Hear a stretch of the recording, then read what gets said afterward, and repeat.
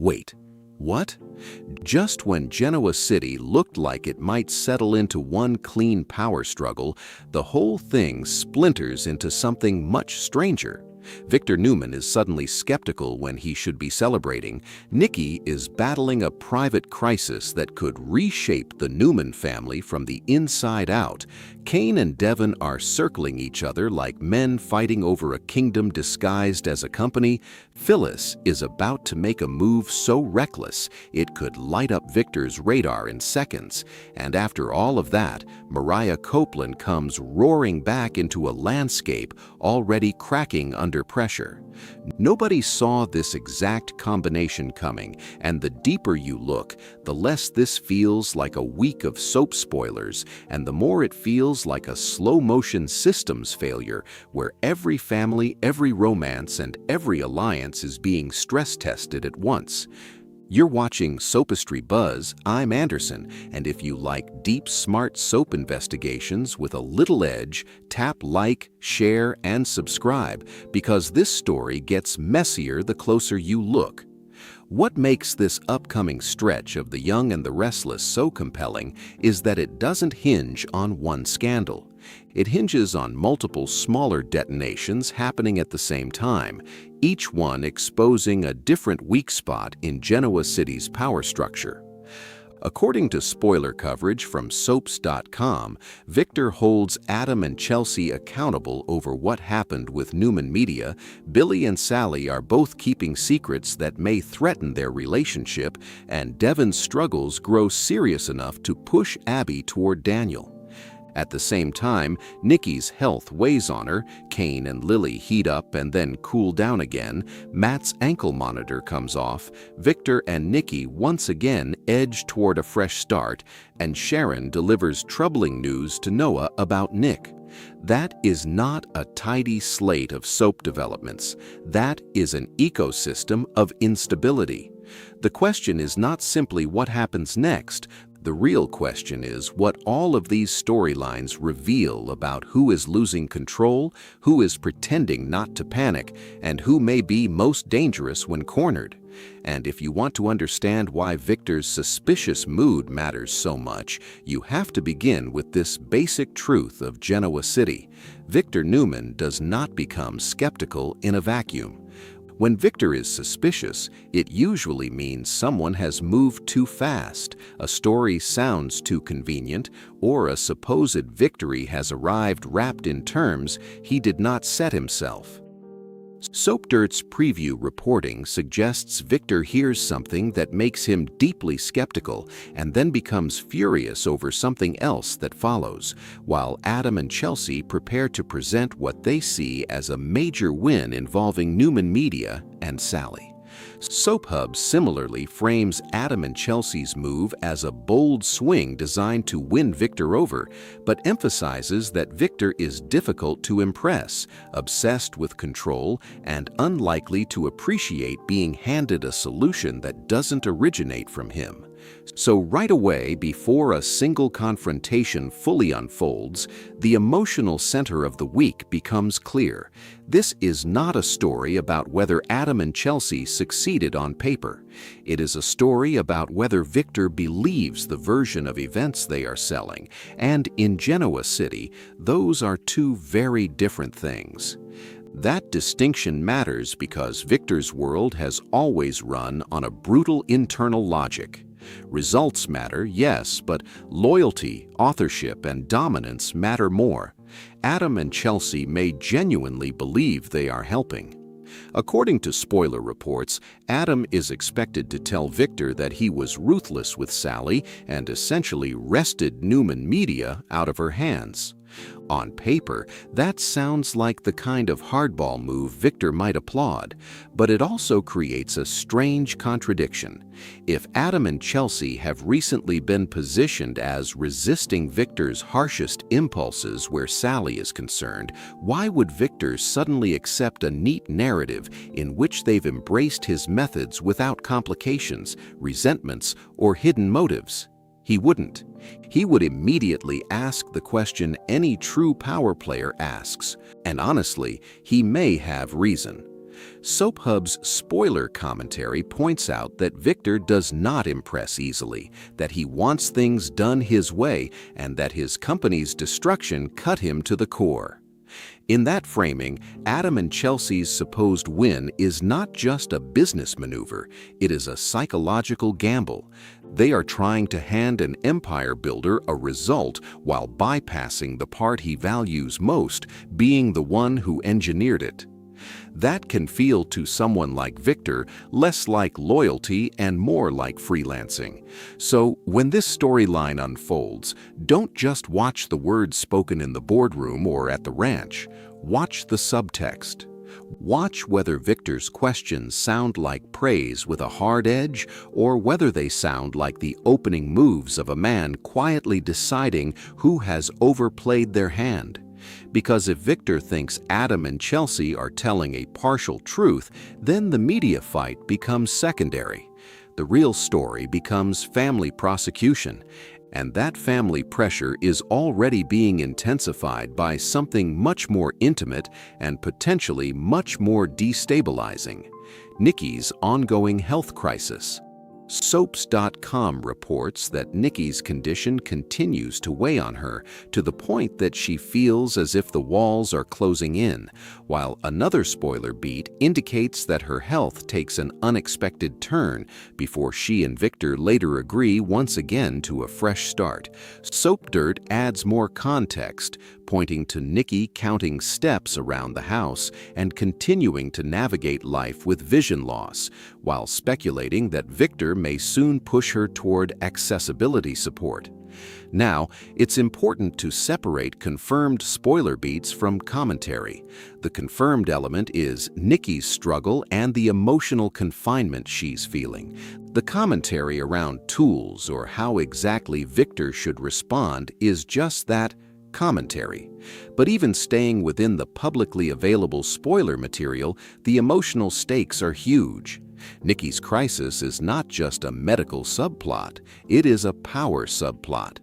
The woman who has spent years standing at the center of one of daytime's most formidable couples is being forced into vulnerability, and vulnerability changes every dynamic around it. Why? Because a Newman family crisis never stays contained to the person suffering it. It ripples outward and reorders behavior. Victor may become more controlling, his children may become more reactive. Old rifts may temporarily soften, only to reopen under the pressure of caregiving, blame, or differing views on what Nikki needs. And spoiler coverage strongly suggests that is already happening. If Victor and Nikki are heading toward another fresh start, that phrase deserves closer inspection. On this show, a fresh start is rarely a blank page. It is usually a ceasefire signed over unresolved history. The audience knows it. The characters know it. The beauty of Nikki and Victor has always been that they can reconcile with breathtaking sincerity while still carrying years of damage, betrayal, and deep structural imbalance. So when the spoilers say they agree to a fresh start yet again, the question becomes, is this renewal, or is it emergency emotional triage in the shadow of Nikki's health battle? And then, just when the Newman side of the canvas seems complicated enough, Chancellor emerges as another battlefield entirely, one loaded not just with business tension, but with legacy trauma. Soap Dirt's reporting paints Kane Ashby and Devon Hamilton Winters as heading toward a major sparring match after Devon approaches Kane and unloads over Lily, hiring Billy Abbott and Holden Novak at Chancellor. According to that account, Devon sees Kane's leadership as a betrayal of Katherine Chancellor's legacy and wants Chancellor pulled into Winters instead. Kane, in turn, warns Devon that his anger is driving people away, even going so far as to push on Devon's family life with Abby and Dominic. The result, if the preview is any indication, is not a clean strategic disagreement. It is a highly personal argument between two men who each believe they have moral ownership over what Chancellor should mean. That's the part many viewers may underestimate. On the surface, it's easy to frame this as just another corporate fight, but Chancellor is never merely a company in these stories. It's a symbolic inheritance object. It represents memory, legitimacy, and competing definitions of stewardship. Devon apparently believes Cain dishonors Katherine's memory by sitting in that chair. Cain appears to believe Devon's rage is clouding his judgment and threatening his relationships. Both men are arguing over business. Neither man is really only arguing about business. What they are really fighting over is moral custody of legacy. Who has the right to claim they are protecting what Katherine built? Who is preserving it and who is exploiting it? Those questions always cut deeper than stock shares or executive titles because they touch identity, belonging, and grief. And Devon, at least according to current spoiler framing, is becoming one of the week's most revealing studies in emotional corrosion. Soaps.com says his difficulties point Abby in Daniel's direction. SoapHub says his family is worried about him and notes he's been going through a rough patch ever since Dominic's kidnapping. Soap Dirt goes even further with opinionated language about Devon's increasingly angry state and suggests his confrontation with Cain spirals into personal attacks and defensive fury. Now, it is crucial to distinguish between outlet commentary and canonical spoiler fact. What is grounded is that Devon is struggling, that others are worried, and that Abby ends up confiding in Daniel. The interpretation that Devon is pushing everyone away through chronic rage is a synthesis drawn from these reports, not a formal declaration from the show. But it is a compelling one because that pattern keeps appearing from multiple angles. And if that pattern is real, then Abby's role becomes more interesting than it looks. Abby is not just someone standing beside Devon. She may be turning into the emotional witness to his unraveling. That is a difficult position on any soap because the witness eventually has to choose whether to protect the person, confront the person, or seek relief somewhere else. So when Soaps.com says Abby, at her wit's end, confides in former love Daniel, that should set off every alarm bell for longtime viewers. Not because the spoilers explicitly promise an affair or betrayal they do not, but because soaps understand the power of emotional adjacency. People do not always blow up their lives in one dramatic act. Sometimes they drift, confide, lean, and justify. The first danger is not a kiss. The first danger is relief. If Daniel makes Abby feel heard while Devon makes Abby feel trapped in the orbit of his instability, the show may be laying emotional groundwork that matters far beyond one conversation. Daniel himself is another fascinating variable here because he has the profile of a man being repositioned. Soap Dirt openly wonders whether the show is searching for a storyline strong enough to plug him into and expresses concern that he could end up interfering in another marriage, though that part is clearly speculation and should be treated as commentary, not fact. What is factual within the spoiler coverage is that Daniel returns to Abby's orbit at a vulnerable moment and offers friendship. That may be all it is, but in a city like Genoa City, friendship offered at the exact moment another relationship weakens is never narratively neutral. It is an opening. Whether it becomes a temptation, a misunderstanding, or simply a support system that others read the wrong way, it changes the geometry. And when a character like Daniel, who has appeared somewhat adrift, suddenly gains access to a high-tension marriage, viewers are right to ask whether this is coincidence or strategy. Now let's talk about Cain and Lily, because tucked inside all this corporate hostility is one of the week's most quietly combustible romantic developments. Soaps.com says things heat up between Cain and Lily, then later cool down as Lily sets boundaries. Soap Dirt adds even more color, describing Cain arriving at Lily's penthouse, all smiles, teasing that if he didn't know better, he'd think Lily was starting to like him, and speculating that the slow burn may finally be building towards something more intimate. Again, the speculation about exactly how far things go belongs to the outlet, not confirmed storyline text. But the basic pattern is unmistakable. Chancellor tension by day, charged personal energy by night, followed by a sudden boundary reset. That rhythm suggests a classic soap structure: anticipation, vulnerability, near collision, retreat. And that retreat may be more revealing than the heat. Because when Lily sets boundaries after things begin to intensify, the story stops being about chemistry alone. It becomes about trust, caution, history, and timing. Does Lily still want Kane but fear what his presence means inside this expanding Chancellor war? Does she worry that emotional closeness will weaken her leverage or cloud her judgment? Or is she confronting the possibility that desire is resurfacing faster than forgiveness or belief?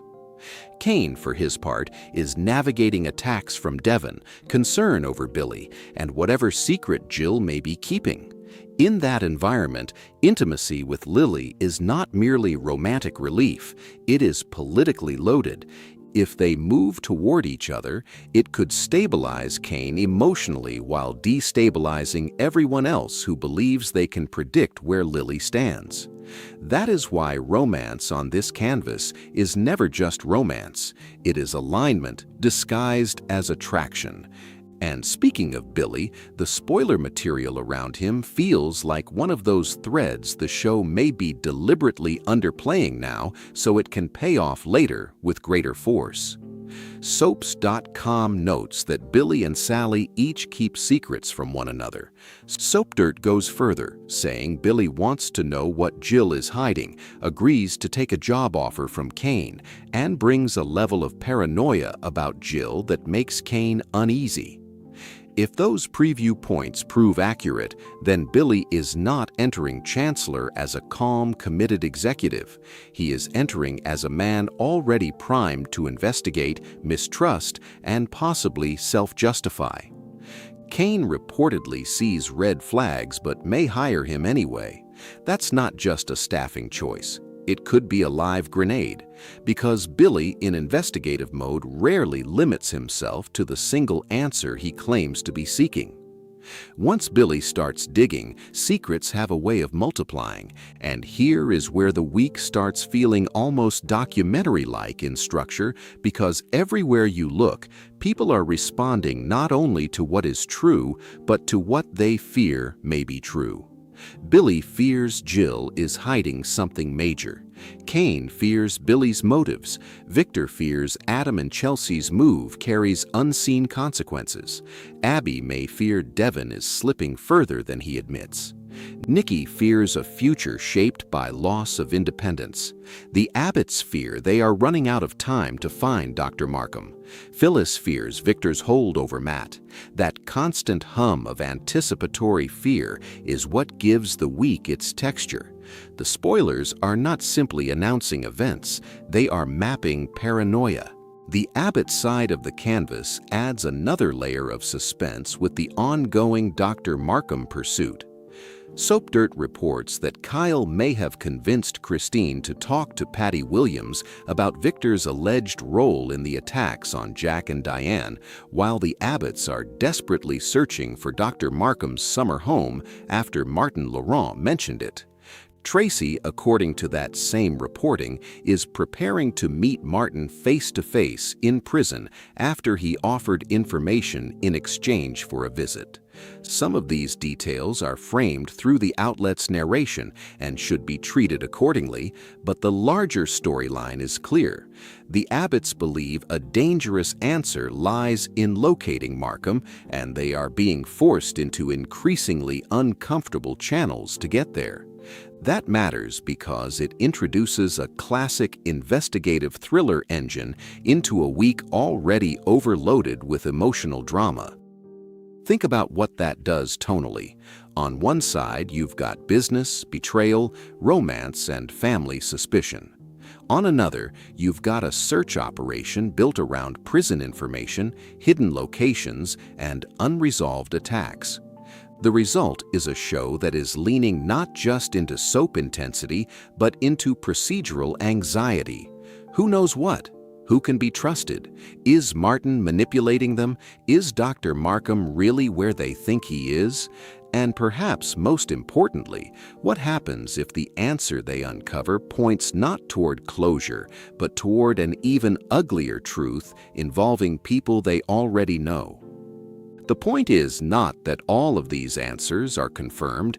The point is that the spoiler architecture wants viewers to feel like every answer opens another door. Then there is Phyllis, Matt, and the kind of storyline that divides an audience right down the middle. Soaps.com confirms one major development. With Matt's ankle monitor off, he and Phyllis raise a toast to their future. Soap Dirt layers onto that with a more incendiary description, claiming that Phyllis disables the ankle monitor herself, removes it, and tells Matt that he is free as a bird. The same Soap Dirt piece also references a viewer poll in which, according to the outlet, 52% of respondents said they hate the pairing, 25% said they love it, and 23% said they are waiting to decide. Those poll numbers are not network data or a scientific audience study, but they are still revealing as a snapshot of fan discomfort. Because this isn't just a standard, should these two be together, romance debate.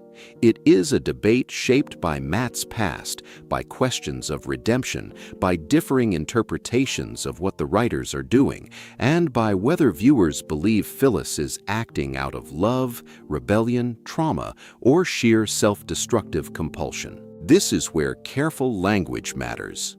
Soap Dirt's author clearly voices personal discomfort with the pairing and frames aspects of the storyline in sharply critical moral terms. That commentary belongs to the writer and reflects one strong audience perspective, not an objective conclusion everyone shares. But that perspective itself is part of the story. The reason this plotline generates such a reaction is that redemption arcs become deeply controversial when viewers feel the show is asking them to overlook or rapidly metabolize a character's ugly past. Supporters of the story may argue the series is trying to explore whether damaged people can change and whether Phyllis, of all people, would be drawn to someone unstable and compromised. Critics argue that the writing risks blurring the line between accountability and romantic rehabilitation, and sitting over all of it is Victor, whose leverage over Matt appears to be part of the conflict. So if Phyllis truly does remove that monitor, the act is not just romantic rebellion, it is a direct challenge to the system of control around him. That's why Victor's possible reaction to the monitor matters even if the exact consequences remain uncertain. Soap Dirt speculates that Victor would almost certainly be alerted to its removal and asks whether he could press charges after previously having them dropped. That is speculation, not settled fact. But it raises the central question viewers are supposed to carry into the week. If Phyllis cuts Matt loose, does she liberate him, or does she merely provoke Victor into becoming more dangerous? And in Genoa City, those are not abstract differences. One reckless act by Phyllis can instantly turn into collateral damage for Nick, Sharon, the Newman orbit, and anyone else dragged into the dispute. Nick's position inside this story is also worth watching. Soaps.com says Sharon tells Noah about Nick's setback. Soap Dirt says Nick is deeply bothered by the Phyllis-Matt dynamic and even told Phyllis to take Matt and leave town, though that particular exchange comes through the outlet's broader recap framing and should be treated as reported context rather than spoiler certainty for next week itself. Still, the pattern is meaningful. Nick is not reacting like a man mildly annoyed by an ex making messy choices. He appears to be reacting like someone who sees danger and feels powerless to stop the person he cares about from walking into it. That emotional configuration is classic Y and R material. A character doesn't just make a bad choice. They make a bad choice that forces everyone around them to reveal how much they will tolerate, intervene, or finally withdraw. And then there's Sharon, whose involvement through Noah suggests that Nick's situation is serious enough to become family concern rather than private drama. That is how you know the fallout could be bigger than one couple's bad decision-making. When a setback is serious enough to be delivered as news to another family member, the storyline is shifting from isolated turmoil to social consequence. It is no longer Phyllis is doing something reckless. It becomes Nick is being affected in ways the larger family now has to process. That distinction is important because it widens the frame. A week that begins with business schemes and private vulnerabilities may end with entire family systems absorbing the shock of those choices. But for all the noise around Victor, Nikki, Phyllis, Matt, Kane, Billy, Abby, and Daniel, the title development that may be most emotionally significant is Mariah Copeland's return. Soap Dirt emphasizes that Cameron Grimes is back on screen and describes it as long overdue, while adding that there is no word yet on whether Tessa and Aria return with her. That last part is important because it signals both anticipation and incompleteness. Mariah's reappearance is not just a check-the-box comeback. It arrives at a moment when emotional equilibrium across several families is already compromised. So the question isn't simply Mariah is back. The question is, back to what? Mariah has always functioned as a character who can bring warmth, sarcasm, emotional honesty, and disruption all at once. Her presence has weight because she doesn't just absorb chaos, she reacts to it in ways that often expose what others are too guarded to say. That is why her timing matters. If Devon is simmering, if Abby is seeking support elsewhere, if Nick is facing a setback, if the Newman atmosphere is shadowed by Nikki's crisis, and if multiple relationships are operating under secrecy or redefinition, then Mariah's return can act like a truth serum on the canvas, not because she magically fixes everyone. More often, characters like Mariah force the emotional temperature into the open. They make avoidance harder. And that possibility creates one of the week's most intriguing curiosity loops. Is Mariah returning simply to reconnect, or is she returning at the exact moment someone desperately needs a person unafraid to call out what's happening? Soap Dirt speculates that Mariah's return could perhaps help address Devon's rage issues. That is speculation, yes, and viewers should treat it as such, but it points toward a larger truth about why the comeback feels explosive even before we know the exact scenes. When a familiar, emotionally grounded character returns during a period of escalating instability, the audience instinctively understands that old relationships, old wounds, and old patterns are about to be tested against fresh damage. Mariah doesn't need to arrive with a bombshell secret to have explosive impact. Sometimes showing up in the wrong room at the right time is enough. And maybe that's the deepest pattern running through this entire week. People are showing up in the wrong rooms at the right times. Abby turns to Daniel at the very moment Devon appears most difficult. Kane and Lily move closer at the very moment Chancellor politics are getting uglier. Adam and Chelsea bring Victor what looks like a victory at the exact moment he's least likely to trust a clean story.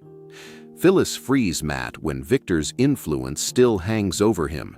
Sharon passes on troubling information to Noah when Nick is already under pressure. Mariah returns just as multiple family structures appear brittle. In other words, these spoilers are not random. They are engineered around collision points. That's why this doesn't feel like a recap. It feels like a chain reaction. Every move in one storyline has the potential to distort another. If Victor becomes harsher because of Nikki's crisis, that may affect how he handles Adam and Chelsea. If Adam and Chelsea feel punished for trying to help, that may push Adam into even riskier territory. If Billy gets more suspicious at Chancellor, that may deepen Sally's instability or secrecy. If Devon drives Abby toward Daniel emotionally, that may fracture another family branch. If Phyllis escalates with Matt, Nick's setback may worsen. If Mariah returns into the middle of all that, she may become witness, advocate, or unintended catalyst. This is soap writing at its most interconnected. No one is isolated, even when they think their choices are personal. And the fan reaction side of the story only makes that more interesting.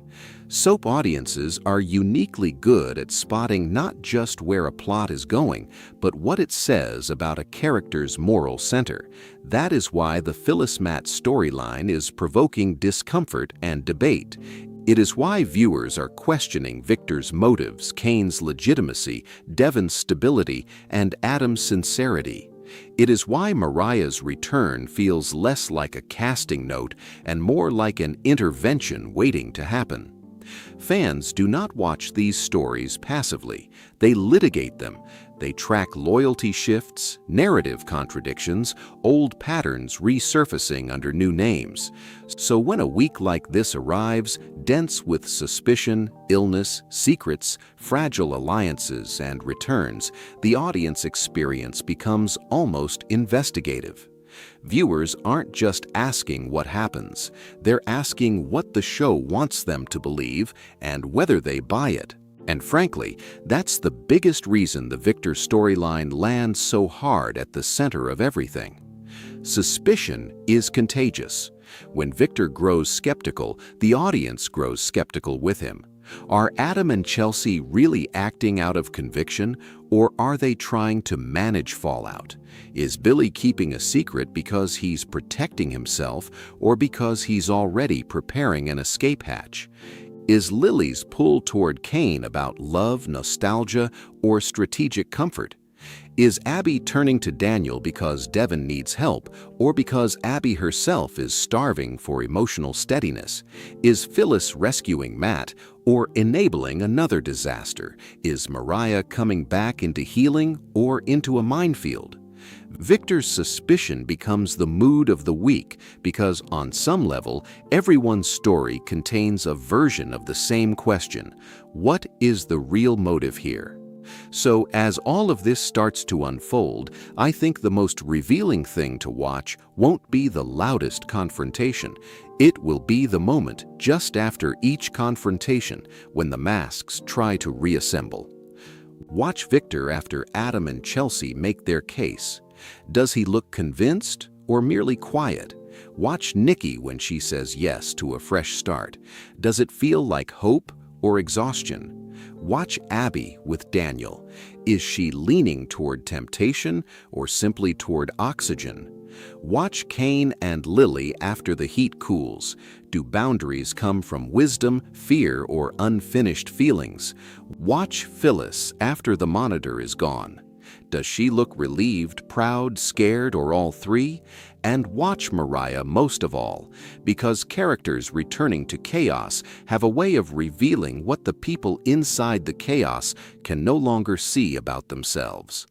By the end of this week, we may not get every answer. We may not know exactly what Jill is hiding, how far Victor is willing to go, whether Devon can pull himself back from the edge, or what Mariah's full return means for the people waiting in her orbit. But that may be the point. The strongest soap weeks don't just resolve things, they expose fault lines. They leave you with the uneasy feeling that every character who thought they had one clear problem is actually standing on top of three deeper ones. And that, more than any single twist, is what makes this next chapter in The Young and the Restless feel so gripping. It's not simply about Victor growing suspicious or Mariah making an explosive return. It's about a city full of people learning that suspicion, once it enters the bloodstream, changes everything. It changes how you hear love, how you read loyalty, how you judge forgiveness, and how you decide whether the person standing in front of you is telling the truth or just telling the version that keeps their world from collapsing one more day.